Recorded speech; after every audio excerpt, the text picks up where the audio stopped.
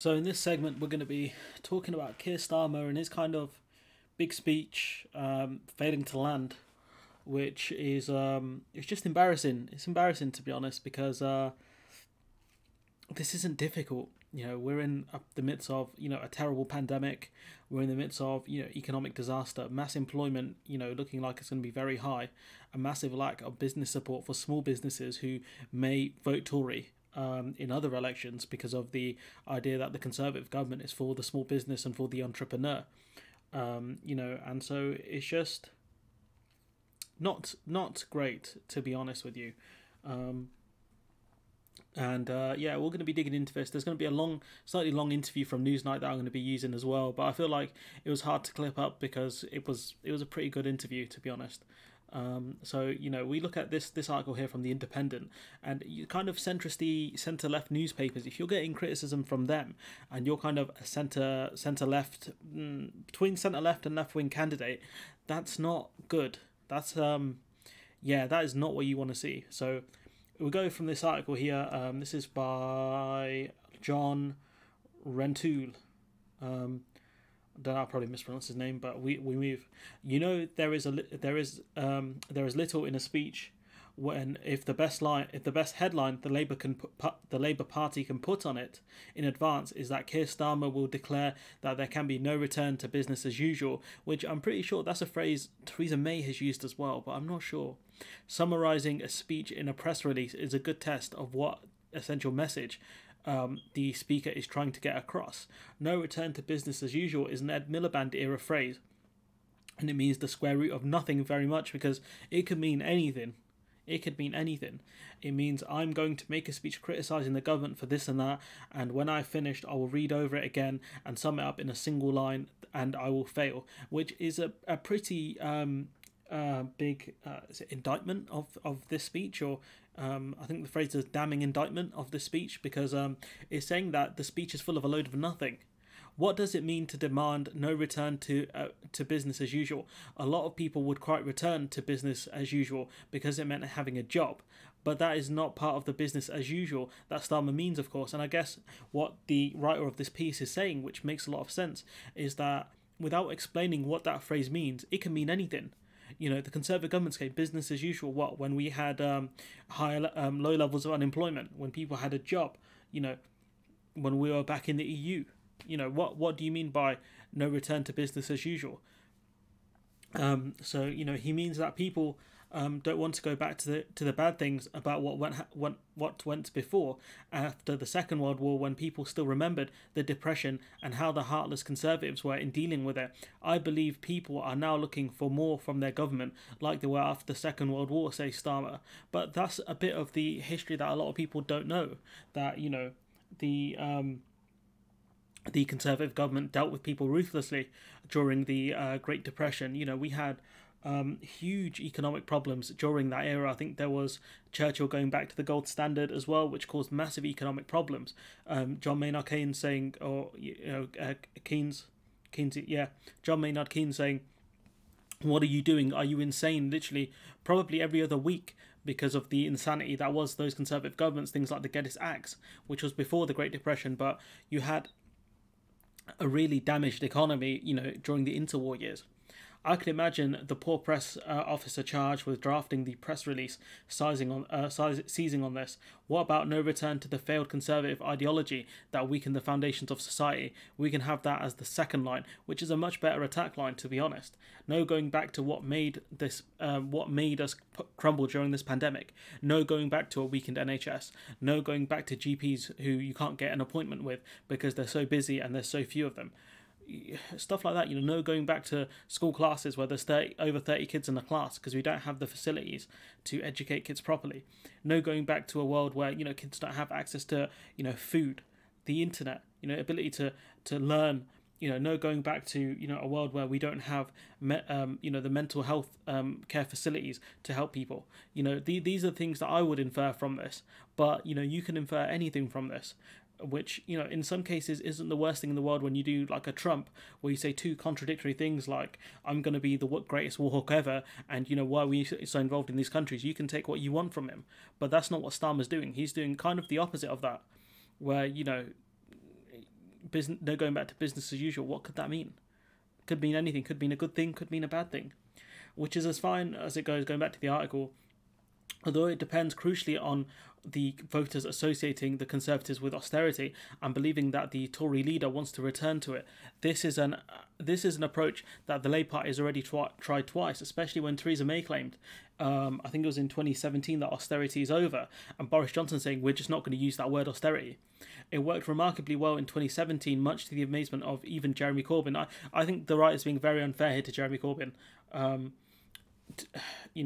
Who had no idea that Theresa May would threaten to take old people's homes away from them, or scold nurses on live TV for thinking that there was a magic money tree. And it worked remarkably badly in 2019 when Boris Johnson not only changed the subject to getting Brexit done, but offered positively New Labour cornucopia of public spending on schools, hospitals and the police, things that they were never going to do, but these are the things they promised. And a key issue, I think, with Jeremy Corbyn was people saw his ideals as just going too far. A lot of people didn't like him because of the things he said in the past as well. So he was a guy mired kind of in controversy, which, where you sit on the fence, you can say, he said some stupid things, or he's, those things aren't that bad. It's the way the public perceives them. That's up to you. I'm not going to rehash the 2017 and 2019 general elections. That's not what we're going to do here. This is about Kier Starmer, not about Jeremy Corbyn. That it should work well again in 2024 seems more of an article of faith than the product of deep analysis. Starmer's argument in the speech is that the coronavirus has exposed the insecure and unequal economy created by the mistakes of the last decade, and that the people will be yearning for a future that is going to look utterly unlike the past, which isn't a bad stance, but what is the future going to look like? That's what you need to explain to us.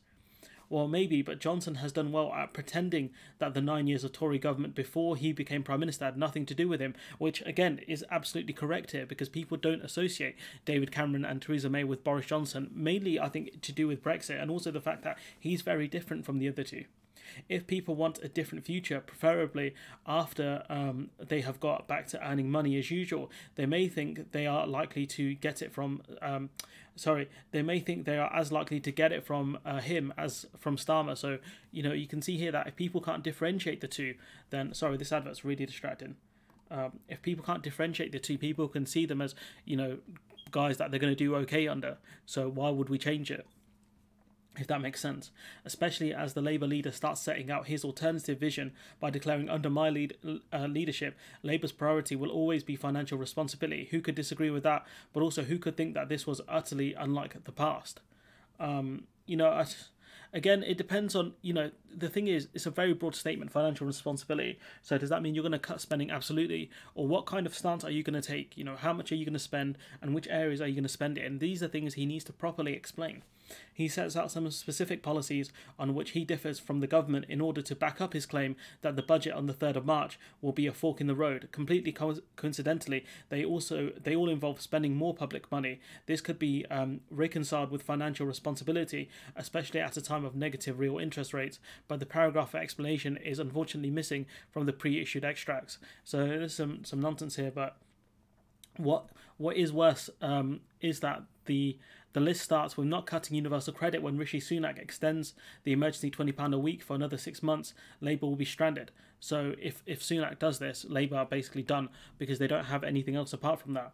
The other three key policy differences are free school meals, more support for self-employed and pay rise for key workers. These are all worthy objectives and could be paid for by higher borrowing in the short term as a way of boosting the economy through the post-coronavirus recession. However, in the medium term, such higher current spending as opposed to investment would need, under a government that believed in financial responsibility, to be paid for out of higher taxes. That paragraph also seems to be missing from the preview. I think the author of this is being very unfair to the extent of, they've written this clearly before the speech has come out. But what you can see from this is the fact that Starmer clearly, not standing for much. I guess that's what this writer's trying to really push here. What is in the extracts issued to the press are some stirring but disconnected sentences. The people of this country want a government that can ensure people don't have to leave their hometown to have a chance of getting a good job. That, I admit, would not be business or politics as usual, but I would need something quite dramatic to make it happen. Obviously, certain jobs within, the service industry is, banking and stuff like that is mainly based in London. although that is changing slightly. It's not doing much. A lot of journalism places, you'd have to be based in London or in Manchester, in Salford. That's where the BBC is based. So, for you to pursue those sorts of jobs, you're going to have to move most likely. And, those are expensive places to live in. Not to mention, you like to get stabbed around those places as well, depending on which area you live in. Starmer is banking on us thinking that coronavirus has changed our views of what is necessary and what is possible, but instead of specifics, we get a windy declaration that the future belongs to those who embrace it.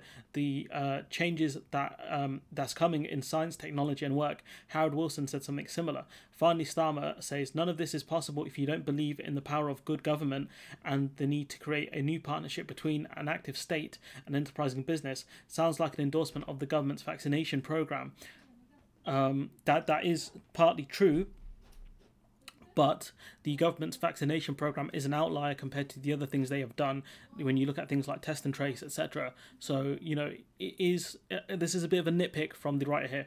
And his conclusion fails just as badly to make the government and opposition sound different. Despite the scale of the moment, all we can expect from the government is more of the same. A roadmap to yesterday that sounds awfully like a description to Starmer's speech. I think he's been unfair in places, but what you can see from this is Starmer, he's not...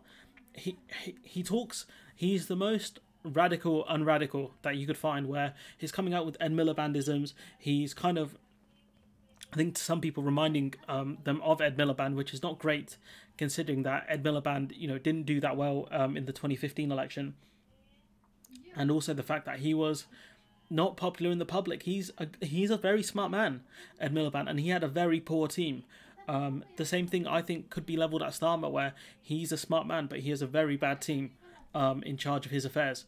We go to this kind of the longer form interview from Newsnight. This is a good interview worth listening to, so that's why we're going to go through it, and I'm going to do my best to try and give some analysis on top of it. First of all, given the various crises in the pandemic, from PPE to schools to care homes to track and trace, and even to Dominic Cummings, given all that, why is it that the Conservatives are not only ahead in the polls but pulling further ahead? Look, if you look at where the Labour Party is today, based on where we were a year ago, I think actually the rate of progress has been fantastic, and I certainly feel much more comfortable about where we are today. If you look at governments around the world, incumbent governments have got a boost. As you see in a national crisis, people rally around the government. They want the government to succeed, and I mean, that's not true, is it? Because Trump lost during the pandemic. So what he's saying here isn't actually true. And also Macron's not doing too well either. So, this is... I'm reluctant to say a lie, but it's very misleading. I'm going to say a lie. I'm not the BBC. I think he's blatantly lying here. Macron's doing very badly. I think the Dutch parties are doing quite badly, considering there's mass riots against the curfews. So I think he's being very misleading here. Want the government's COVID strategies. The only parties you can say that have done well are the countries that have actually dealt well with the pandemic. I'd assume that someone like Jacinda Ardern, I think that's how you pronounce her name, would be very popular right now in New Zealand, considering she dealt really well with the mass shooting that happened there a few years ago, and also with the pandemic. So this man's argument is very fraudulent. To succeed. Nobody wants to continue the disruption to people's lives, the loss that we have all felt. So that is natural. If you look at the poll that it really does count, which is, does the public see we've got a new leader? Yes, they have seen that. Do they like him? Yes, they do. Do they see him as a potential prime minister? Yes, they do. Now, I've known some good people who've been the leader of the Labour Party who haven't had poll ratings like that. So on that, yes, I think that's a good position for us to be in a year on. But the thing is, right now, this Conservative leader, Boris Johnson, has dealt with the two biggest crises of, out of the last few prime ministers, to be honest. I mean, you could argue David Cameron had the Great Recession to deal with, but that was he had about a year and a half just after the thing hit. Boris Johnson right now has to deal with Brexit, his own making, and a pandemic. So in this case, Kier Starmer being ahead of Boris Johnson isn't that big an achievement, considering that Boris Johnson's getting massive amounts of hate from various different industries. I wouldn't be surprised if he was getting hate from the service industry. He's definitely getting hate from the fishing industry, and he's also definitely getting hate from the poultry industry, and anyone else who deals with exports. So Starmer being, slightly ahead of Boris Johnson isn't that big an achievement, considering all the problems that are going on within the country. If David Cameron had to deal with all of this stuff and Ed Miliband was leader of the opposition, I wouldn't be surprised if Ed Miliband was more popular than Boris Johnson. Also, Jeremy Corbyn the same, because in 2019 Brexit hadn't actually hit properly. The pandemic definitely, wasn't around at the time either. So this argument, again, he's making is not the best. And you acknowledge that the government's done a very good job on the vaccine, because, as I say, it's not just about the government being ahead in the polls, it's about pulling ahead, despite the fact that people know who Kier Starmer is and think that he might be a trustworthy leader. Tories are pulling ahead just now. Well, look, we've been ahead in the polls and lost big elections. I don't think, frankly, people should look too much at where things are right now. Which elections is he talking about, though? Because if I look here, if I go to all, I think the only one he could be really talking about is, 2015 was similar, but we weren't up in the polls. 2017 we were up in the polls, but that was a very close election. It was, Theresa May, she lost, essentially. She lost her majority. So I don't know what he's talking about. Could it be 2010? The polls don't go back that far.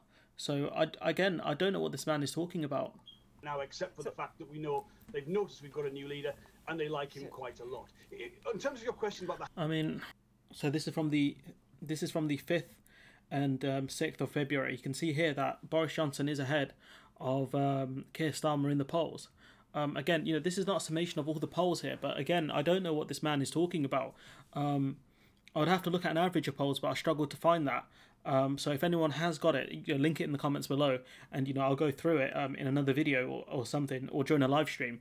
But what we can tell from this is that Starmer is down by 3 points, and it's about level, to be fair, in terms of how much it was before. So clearly people don't like Kier Starmer above Boris Johnson, especially when you look at the unfavourables as well. Yes, Boris Johnson is 10% higher, but there's a lot of people who are neutral to Kier Starmer, a lot of people who don't know, and a few people who have not even heard of him. So again, this argument this man is making is very fraudulent. And the fact that the interviewer hasn't pushed back on evidence or which polls is he looking at is it's kind of embarrassing, to be honest. Handling of the pandemic. Now, if you look at where this country has got to, tragically with the highest death toll in Europe and the biggest recession of any major economy, we had the highest death rate per capita in the world at one point. What Kier is going to say tomorrow is, yes, that is about decisions the government have made in the pandemic, but it's also about the country we had going into this crisis, the inequality, the poverty, the insecurity in the workplace. And that is why, when we're talking now about what should come after the pandemic, Kier is going to say we cannot go back to business as usual. Yes, he says have to deliver something better, and only Labour can do that. He says... The thing is, he can say all these things, right, but he's not offering actual solutions of what's going to be different. And we'll be talking about him drawing parallels to, the World War II kind of Clement Attlee government. And then we'll talk about what Clement Attlee actually did, or one of the things that he actually did as Prime Minister. Under my leadership, Labour's priority will also be financial responsibility. Respect the handwritten notes as well, spree jokes. So what is more important, spending what it takes to repair Britain or reducing the massive deficit? So that's a trick question there, because you can do both to an extent. In the long term, you can do both. You can reduce the deficit, but it does require increased borrowing because you need growth, and that's part of the answer this person gives, the person being interviewed. But it's a very framed in a right-wing way. That's what she's done here.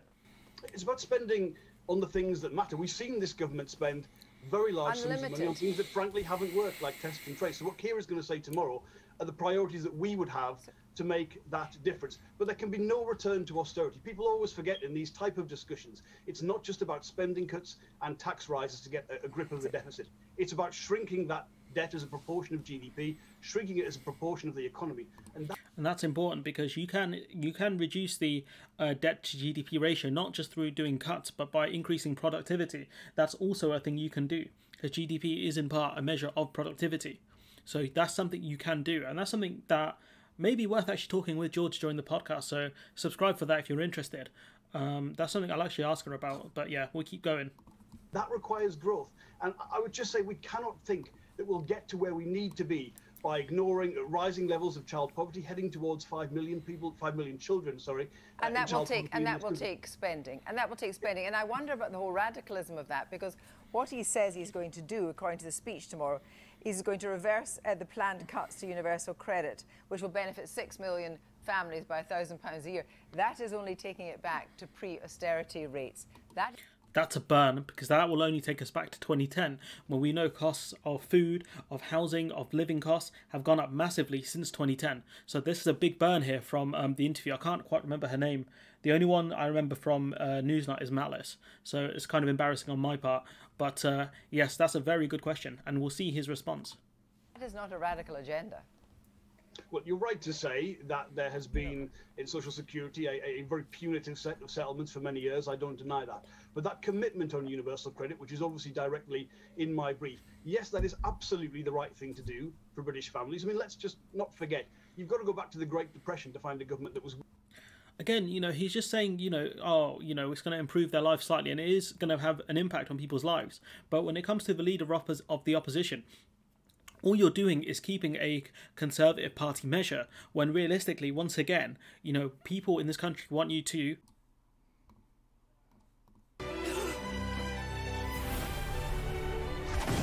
Now for a lesson. You may have heard these words before, but I'll teach you what they really mean. Go beyond! Plus!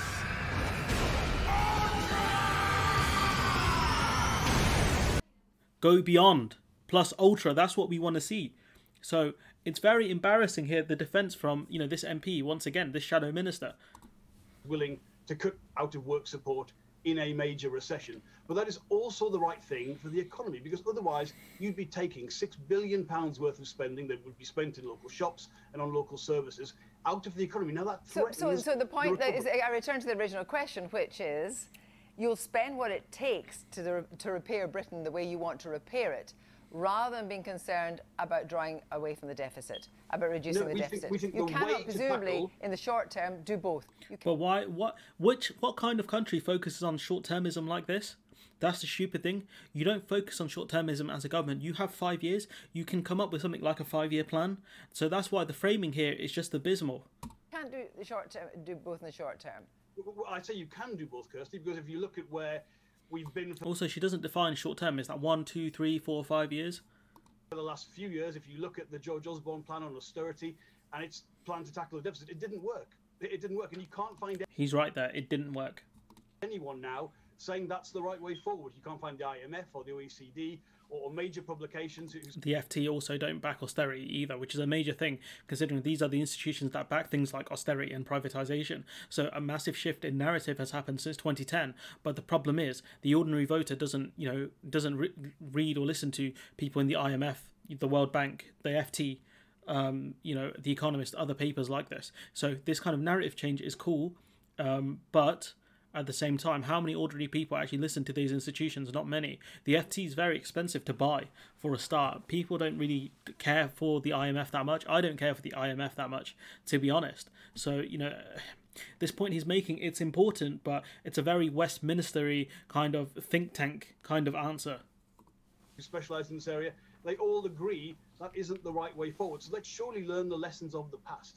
But the way forward to tackle both the national finances and the opportunity that people need in this country is to say, look, let's not go back to what we had going into it. Let's not have a Prime Minister. I mean, all you're doing is continuing with this welfare thing, which seems to be the big thing that the Labour Party are coming up with. And as the previous article stated, if Rishi Sunak says, we're going to keep the £20 increase, we're going to make it permanent, Labour are going to be like, oh man, that's my whole speech, ripped up. So this is just so stupid. Like, this is... You think this is the Conservative Party running into your trap card? Oh, end this! Sorry to disappoint you, Yugi. Huh? You triggered my trap card! Because they don't have to make a major thing to destroy Starmer's kind of stance, if that makes sense. His stand, his manifesto, kind of not manifesto, but his kind of pledge or his kind of speech is going to get dismantled within one move, which is all Sunak has to say is we're going to keep the £20 uplift for the next year or until the pandemic is over. That's all he has to do. So this is why the Labour Party here being such dunderheads. It's unreal. Who doesn't even know that child poverty is rising and doesn't seem to care anything about it. Let's not be food bank Britain. Let's be a Britain with opportunity, hope, security for everybody. After every major crisis in this country's history, that's important. That's a good point. Let's not be food bank Britain. I like that. I wonder how many consultants it took to come up with that, but I like that. come out with something better. If That is David what Keir Blunkett, Starmer becomes tomorrow. if David Blunkett is saying tonight, as he did, that he wants to know what Labour stands for, surely that's a bit of an indictment of such a former senior figure in the Labour Party, in the centre-right, saying, even now, all these months after Kier Starmer joined, he doesn't know what Labour stands for. And that's the point I've been trying to drum into people for a long time now. What does Keir Starmer stand for? And I spoke to Ellis, my good friend Ellis, about this, Labour member. He's saying that, well, if we start offering promises and these things get found out or the public don't like them, then, it's going to make the Labour Party look worse in the long term. My only argument is you can change the narrative as the leader of the opposition, especially when there are kids in this country who don't have access to the internet, when all their teaching is going to go through online learning. These are things that you could make. These are points that you could use. But instead, you and your team absolutely suck, and you haven't done that. And so, I disagree with Ellis, but I do it respectfully because I understand his point. But, the points that these guys are coming up with, this guy here is coming up with, it's just abysmal. No, I don't think that isn't fair at all. I think what we all know is when you've got a new leader, they have to set out their new territory, how they want to take the party and the country He's had like a year. He's had a year. forward. There have been restrictions on us in the pandemic, but in terms of what we've been able... I mean, so have the Tories, though, because they haven't had their spin machine in action as much as they would have done, outside of a pandemic era. They've had criticisms from newspapers and things like that. So this argument he's making, again, is pure fraudulence. to challenge the government... Starmer's too busy posing for pictures with people doing injections. They should have been challenged to make sure the government's response is as good as it could be, and if they'd listened... You have PMQs and social media. You have the chance to do this. You can literally not create your own platform, but you can push this on social media like Jeremy Corbyn did. You can push these videos criticising the government on places like YouTube. But you're choosing not to do this. You're choosing to rely on not even the news. You're relying on newspapers like The Telegraph, who are always going to back the Conservative Party in the end. To us more, I think their response would have been even better. But yes, at this stage, now, let's be clear, if at the beginning of this pandemic we were talking about the long-term aspirations for the Labour Party and what we wanted to do, that wouldn't have been the right time. But this is the right moment. We're at a stage with the vaccination programme where we can look to the future. But we also have the budget. We also have a very big set of elections this year. This is the right time. This is the right moment. People know Keir's new. They like him. They don't. The chance to really step out his vision and show what the country Thank you very much, Jonathan. And if we actually, we've looked at the poll here, he's not doing too great in the old favourability. And, we've looked at the polls here, he's doing okay-ish. When I've jumped the gun here, one sec. Let me go, Kier Starmer talking about, giving his most important speech yet, laying out his vision for the future. The Conservatives say they want to build back, which is a really stupid phrase. It does not roll off the tongue well. But I don't want to go back. You can't return to business as usual, and certainly not back to an economy rooted in insecurity and inequality. This is kind of him talking as if he's, Jeremy Corbyn. Those are some of the things that Jeremy Corbyn talked about. He also talks about World War II a fair bit in this speech. Let's see if I can find it. There it is. So, the age in which the government has done little but collect and distribute revenue is over. I believe people are now looking for more from their government, like they were after World War II. A government that knows the value of public service, not just the price of the market.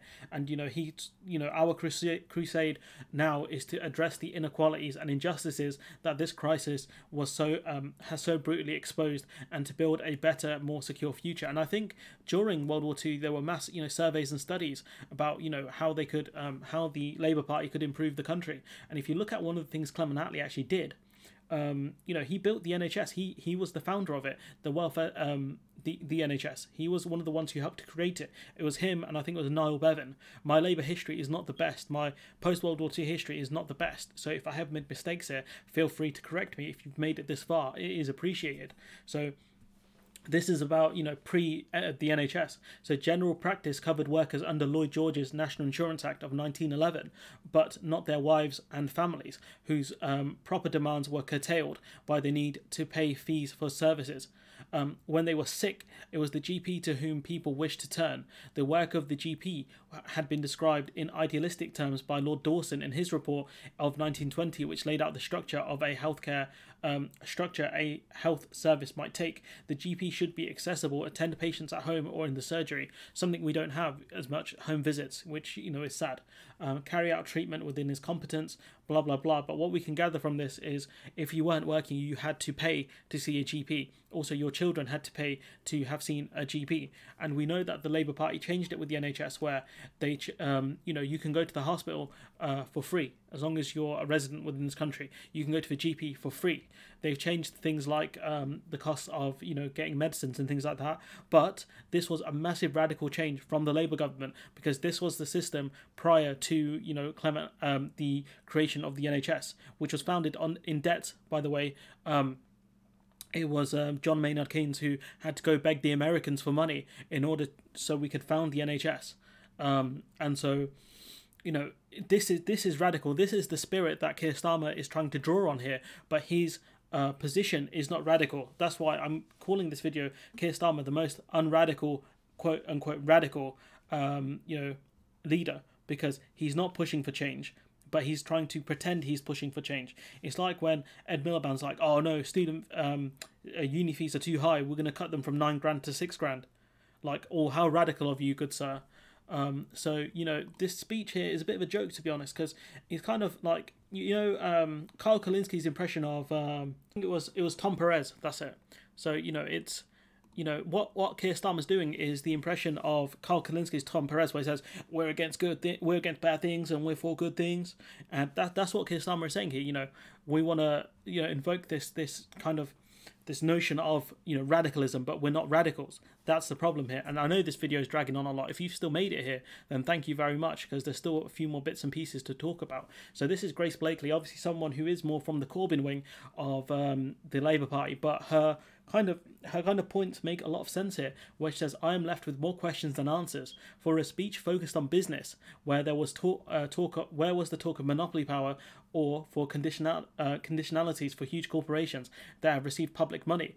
And what about the corruption in our procurement system, the high street productivity? And with the procurement system, the Labour Party has talked about insourcing, which is, you know, bringing the contracts back into public ownership. But he hasn't really talked about it during the speech. The high street productivity, these are things, you know, the high street needs help in order for it to stay long term because of the amount of jobs it has created. That's just what I would have expected from a social democrat giving a speech on business. The other glaring omissions included housing, wages, the labour movement, climate breakdown, tax avoidance and evasion. I could go on here. And, you know, these are not basic criticisms, but these are easy criticisms to make of Starmer's speech, because I don't know if he's relying on, you know, the Shadow Chancellor of the Exchequer, Annalise Dodds, to put out specifics here, but this is, you know, this was Starmer's big moment to be a radical and, you know, put out his stall. You know, he talks about World War II, the Attlee government, he keeps talking about it, but he's nowhere near as radical as they were. And that's what's embarrassing. You know, you've got, you know, Mr. Client journalism expert, my boy, you know, showing, you know, the takes of, you know, centrist, kind of centre-left, you know, newspapers and journos. This is the one we cited earlier, John Rentoul. Keir Starmer's big economy speech sounds awfully like business or politics as usual. You've got this one from Stephen Bush. I think he works for the New Statesman. Some thoughts on Starmer's speech, the content, not the delivery. Mainstream middle of the Labour Party stuff. Not clear if party has plan around its economic credibility problem. Also not clear if problem has a solution. You've got this from Dan Hodges, who works for the Telegraph, I believe. What will happen? That's such a weird thing. What will happen next is Starmer's speech will be Milibandized. People will pass individual passages and sentences and explain how it's all very radical and bold and different and exciting, and the voters will shrug and go about their lives. But the thing is, it wasn't very radical, was it? He talked about being radical, but he wasn't.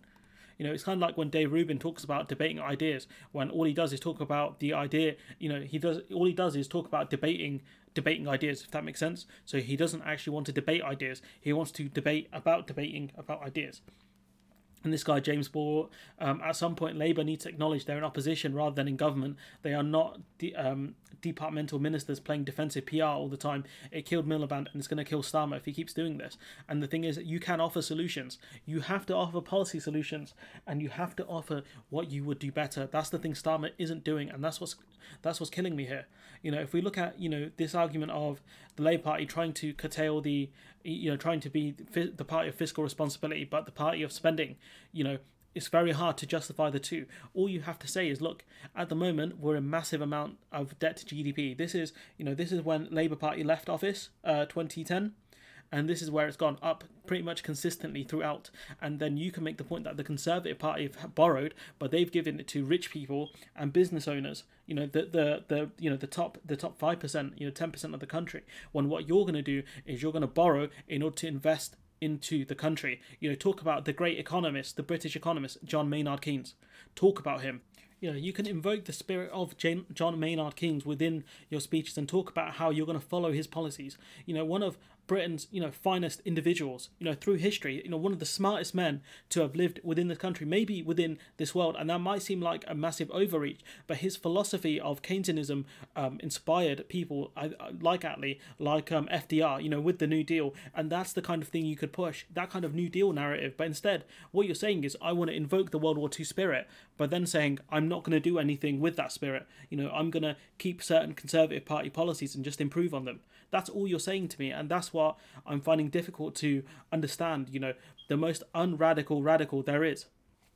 And that's what's hurting me here, that I want to see an opposition that's strong and courageous and pushes policies. There is a gap between, you know, Tony Blair, Gordon Brown and Jeremy Corbyn, and you can fill that gap. That's fine. You can say that we want to help the poorest in society by, you know, giving them access to the internet, by, you know, helping them, you know, financially and things like that, by giving, you know, every child in this country the, you know, the stability to excel in life. You know, give them the tools for success, give them something to be proud of, give them a healthcare service, schools, a country to be proud of.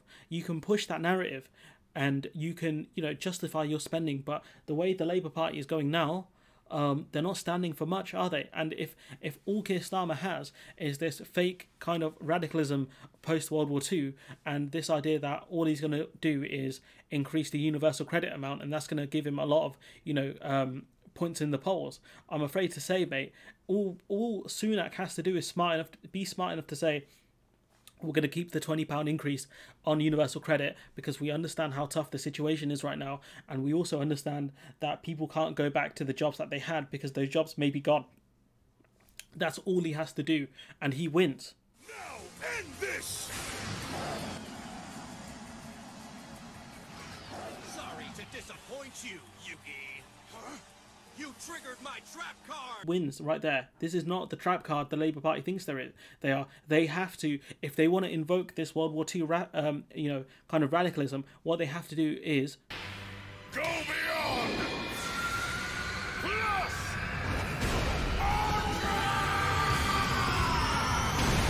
You know what you think in the comments below. Like, comment, share, subscribe, and hopefully I'll see you in the next one.